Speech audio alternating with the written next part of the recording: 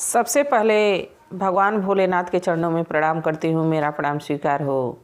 आदिशक्ति माँ भवानी गौरा के चरणों में प्रणाम करती हूँ, मेरा प्रणाम स्वीकार हो। सभी देवी देवताओं के चरणों में प्रणाम करती हूँ, मेरा प्रणाम स्वीकार हो। आप सभी गुरु भाई गुरु बहनों के चरणों में प्रणाम करती हूँ, मेरा प्रणाम स्वीकार हो। गुरु भाई गुरु बहनों, अगर मेरी वीडियो अच्छी लगे तो लाइक करिए, शेयर करिए। चैनल पर नए हैं तो सब्सक्राइब करिए। कमेंट में महादेव का नाम जरूर लिखिए। महादेव का नाम लिखने से, बोलने से सारे कष्ट जो हमारे जीवन में समस्या आती है, सभी समस्या का समाधान हो जाता है। तो इसलिए महादेव का नाम जरूर लिखिए। और आज जो मैं कहानी सुना रही हूँ वो समय के चक्र पे है कि समय के साथ मनुष्य को कौन से कार्य करना चाहिए, कौन से नहीं कार्य करना चाहिए, कौन से कार्य करने से हमारा जीवन सार्थक हो जाता है, सफल हो जाता है। तो कहानी को पूरा सुनिएगा। कहानी बहुत ही अच्छी है और समय के साथ चलना जितना ज़रूरी है उतना ही ज़रूरी इस जीवन में कुछ कार्य हैं उसको भी पूरा करना चाहिए। तो गुरु भाई गुरु बहनों, कहानी को पूरा सुनिएगा। आप लोग कहानी पूरा सुनते नहीं हैं। कहानी को पूरा सुनने से ही पूरा ज्ञान मिलता है। तो कहानी को पूरा सुनिएगा। एक सेठ जी थे। सेठ जी बहुत धनवान थे, धन दौलत की कोई कमी नहीं थी। पूरा जीवन बड़ा मेहनत करते थे। ये नहीं कि किसी का छीना झपटी करते थे, किसी की चोरी चमारी करते थे। वो अपनी मेहनत पे बहुत भरोसा रखते थे, बहुत मेहनत करते थे, बहुत लगन से धन कमाते थे और धन दौलत उनको चारों तरफ थी।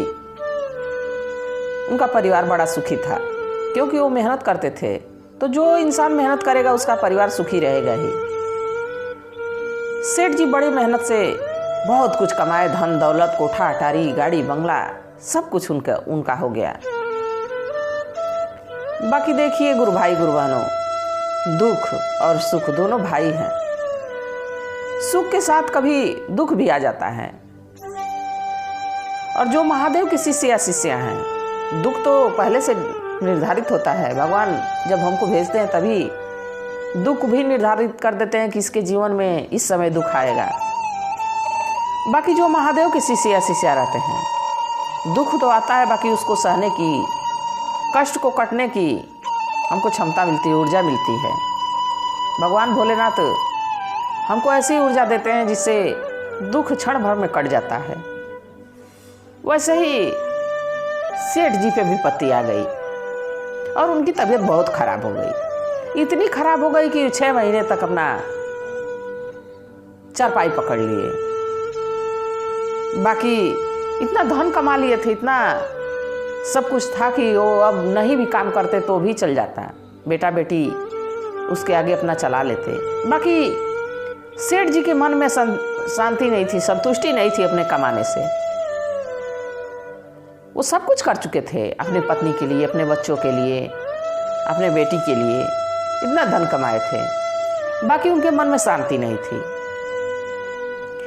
तो जानते हैं गुरु भाई गुरु बहनों, जब अगर जो हम लोगों में बिजी रहेंगे, अपने कार्य में बिजी रहेंगे तो कुछ सोचने का समय नहीं मिलता है। पर अगर जो हम इकट्ठा एक जगह बैठ जाएं, शांत दिमाग हो जाए तो तरह तरह की बातें आती हैं ध्यान में, तरह तरह की सोच आती है कि क्या करें, क्या ऐसा किए हैं, क्यों ऐसा किए। बहुत सी तमाम तरह की चीज़ें दिमाग में उलझने लगती हैं। वैसे ही गुरु भैया जो सेठ जी थे, उनके मन में शांति नहीं थी। एक दिन गुरु भैया सोचे कि क्या ऐसा मैं करूं कि जिससे हमारी आत्मा को शांति मिले, ताकि ये लगे कि हम बहुत कुछ किए। अभी तो मैं चारपाई पे पड़ गया हूँ, फिर भी मोह जो घेरे रखा है, हमको शांति नहीं मिल रही है। थोड़ा ठीक हुए गुरु भैया, चलने फिरने लायक हुए। तो एक दिन टहलते टहलते गांव के एक छोटे से मंदिर में जा पहुँचे। वहाँ एक सिद्ध पुरुष, एक महात्मा जी रहते थे। महात्मा जी से पूछे कि ये महात्मा जी, मैं अपने जीवन में बहुत कुछ कमाया, इतना धन कमाया, इतना धन कमाया कि मेरी 10 पीढ़ियाँ बैठ के खा सकती है। बाकी हमारी आत्मा को शांति नहीं मिल रही है, मेरा मन शांत नहीं रह रहा है। महात्मा जी मुस्कुराए, कहे कि तुमको कुछ ऐसा कर्म करना चाहिए बच्चा जिससे तुम्हारी आत्मा को शांति मिलती। तो सेठ जी कहे कि गुरुदेव हमको बताइए, महात्मा जी हमको बताइए कि कौन सा ऐसा कार्य करूं जिससे हमको आत्मा की शांति हो जाए। तो कहे कि तुम कभी किसी भूखे को भोजन नहीं कराए, किसी को दान दक्षिणा नहीं दिए, किसी के साथ तुम अच्छा व्यवहार नहीं किए, बस तुमको ये था कि समय है बस कमाओ कमाओ कमाओ, धन कमाओ, इसी में तुम अपना जीवन काट दिए हो। कम से कम अब से तुम कुछ दान पुण्य का काम करो, भूखे को भोजन करा दो, प्यासे को पानी पिला दो, और जिसको जरूरत हो उसको थोड़ा धन दान भी किया करो, जरूर आत्मा को शांति मिलेगी। तो सेठ जी कहे कि ठीक है। अब उस दिन से महात्मा जी की बात को ध्यान में बैठा लिए और घर गए। धीरे धीरे 2-4-10 दिन बीता, थोड़ी और तबीयत ठीक हो गई। तो एक समय बना लिए कि 10 बजे से 12 बजे तक हम इसमें लोगों की मदद करेंगे। और धीरे धीरे आप देखेंगे कि कोई कोई बात प्रचार हो जाती है कि अरे वो सेठ जी, चाहे वो व्यक्ति इस समय दान दक्षिणा का काम करता है, तो लोगों की भीड़ उस समय जुट जाती है। अब ऐसा धीरे धीरे प्रचार हो गया कि अरे सेठ जी तो 10 से 12 के बीच में कपड़ा दान करते हैं, भोजन दान करते हैं। अब ऐसा पूरा प्रचार हो गया। धीरे धीरे लोगों की भीड़ जुटने लगी 10 से 12 के बीच में। और सेठ जी बड़े घमंड के साथ, उनको धन का घमंड था, घमंड के साथ किसी को कुछ देते, किसी को कुछ देते। और जैसे 12 बजता, अगर जो कोई नहीं पाया है तो उसको डांट के भगा देते। ये नहीं कहते कि लाओ उसको भी दे दें, डांट के भगा देते, कल कहते कि अगले दिन आना। अब रोज का उनका यही कार्यक्रम हो गया। समय बीतता रहा, समय बीतता रहा, फिर भी उनकी आत्मा को शांति नहीं मिल रही थी। सेठ जी फिर महात्मा जी के पास गए, कहे कि महात्मा जी आप तो कहे थे कि हमारी आत्मा को शांति मिल जाएगी, मैं तो दान पुण्य का काम भी कर रहा हूँ और मेरी आत्मा को शांति नहीं मिल रही है। तो महात्मा जी मुस्कुराए, कहे कि ये बताओ बच्चा कि तुम दान पुण्य करते हो तो किस तरह करते हो कि तुमको शांति नहीं मिल रही है। तो कहे कि मैं एक नियम बना दिया हूँ, 10 से 12 के बीच में मैं भोजन बांटता हूँ, जिसको कपड़े की ज़रूरत है कपड़ा बांटता हूँ, और जिसको धन की ज़रूरत है उसको धन देता हूँ।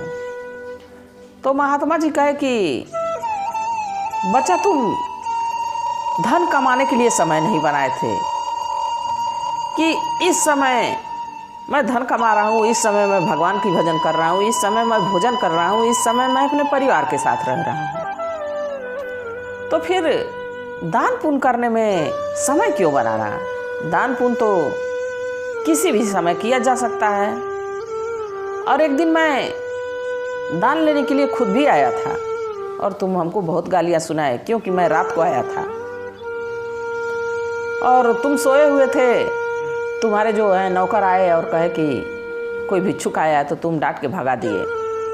कहे कि नहीं नहीं, ये समय मैं भिक्षा नहीं दे सकता हूँ, अगले दिन आना तो 10 से 12 के बीच में भिक्षा दूंगा। तो ये बताओ बच्चा कि समय के हिसाब से भूख नहीं लगती है, समय के हिसाब से ज़रूरत नहीं आती है। तो जब तुम समय बना दिए हो तो तुमको शांति कहाँ से मिलेगी। अब ये बात सेठ जी को समझ में आई कि सही बात कह रहे हैं महात्मा जी। सेठ जी प्रणाम किए, महात्मा जी को कहे कि हे गुरुवर, आप हमारी आँख खोल दिए। अगर जो आप नहीं होते तो इस जीवन में हमारी मुक्ति कभी नहीं होती। मैं ऐसे ही लालायित होके और चला जाता। अब यह बात सेठ जी को समझ में आ गई और सेठ जी घर गए। तब से उनके जीवन में बहुत सुधार आ गया और वो जब भी कोई भूखा दुखाता भोजन कराते, कोई पशु आ जाता तो पानी पिलाते, जिसको धन की ज़रूरत रहती भले ही वो समय उनके सोने का हो, बाकी अगर जो कोई दुखियारी अगर जो उसके दरवाजे आ जाती सेठ जी के, तो ज़रूर उसकी मदद करते। ऐसा करते हुए, भगवान की आराधना करते हुए उनकी एक दिन मृत्यु हो गई। और उनके बाद उनका धन दौलत सब बेटा बेटी को मिल गया, सब उनके परिवार को मिल गया और छोड़ के सब कुछ चले गए। जब भगवान के पास पहुँचे तो देखे कि यमराज जी कहे कि इसका बही खाता निकाला जाए, देखा जाए कि इसके बही खाते में ये कितना पुण्य किया है, कितना पाप किया है। तो पुण्य पाप तो सबके जीवन में लगा रहता है। जब उसका शुरुआती देखा गया बही खाता तो उसमें बस धन कमाया था, बस धन कमाया था, ना किसी को दान दक्षिणा किया था, ना ही किसी भूखे दुखे को भोजन कराया था। बाकी जब लास्ट वाला पेज खुला बही खाते का तो यमराज के दूत लोग बताए कि इसमें तो बहुत दान पुण्य किया है, इसमें तो इतना दान पुण्य किया है, भूखे दुखे को भोजन कराया है, जिसको जरूरत थी उसको दान दक्षिणा किया है। तो यमराज जी कहे कि भाई जब से इसकी आंखें खुली तब से ही भगवान को माना और तब से दान दक्षिणा किया, इसलिए इसको स्वर्ग की प्राप्ति होनी चाहिए। तो गुरु भाई गुरु बहनों, जैसे सेठ जी को स्वर्ग की प्राप्ति हुई तो हम भी चाहेंगे कि मनुष्य का जीवन मिला है हमको एक बार, तो इसको सार्थक बनाएं, निरर्थक ना बनाएं और किसी भूखे दुखे को भोजन कराएं। किसी ज़रूरतमंद को अगर जो हमारे पास पर्याप्त धन है तो उसकी मदद जरूर करनी चाहिए, कभी इससे पीछे नहीं हटना चाहिए, ये हमारा कर्तव्य है। और कर्तव्य तो बाद में, पहले सभी स्वार्थ में कि हमारा अगला जन्म कम से कम अच्छा हो, हमारी आत्मा जो है जाए तो भटके ना, तो इसलिए दान पुण्य जरूर करना चाहिए। इसी के साथ गुरु भाई गुरु बहनों, कहानी कैसी थी जरूर बताइएगा। हर हर महा